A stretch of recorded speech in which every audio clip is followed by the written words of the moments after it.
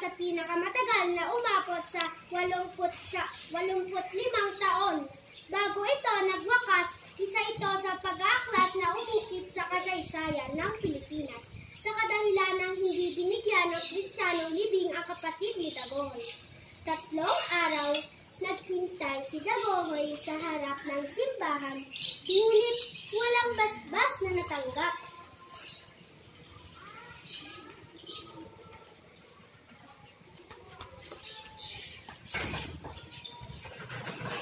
Por favor, Padre, bitawan mo ko.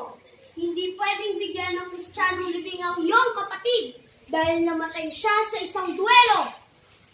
Napakaganda ng sikat ng araw. Ha ha ha. Napakalamig ng simoy ng hangin. Sa galit ni Dagohoy, pinatay niya ang pari. Padre, isa kang espiya.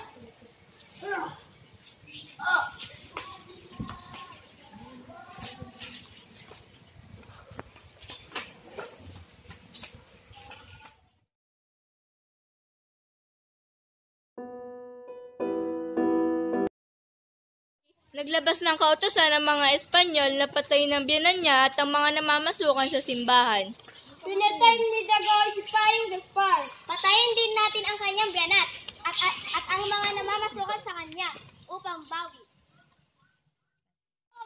Ngayon mga kasama, dahil sa masamang balita na nakarating sa akin tungkol sa mga prayer, katulad na nga lang na nangyari sa aking kapatid, maraming tao ang namatay dahil sa buwelo, at hindi ito binasbasan ng mga prayer. Ganun man kasama, ang sapilitang paggawa ng mga taong bayan at matataas na buwis ay trabahong ipinataw sa kanila. Kailangan nating kumilos. Tama! Bigyan natin ng leksyon ang mga player niyan. Magkaisa tayo. Labanan natin ang mga mapagamping Espanyol.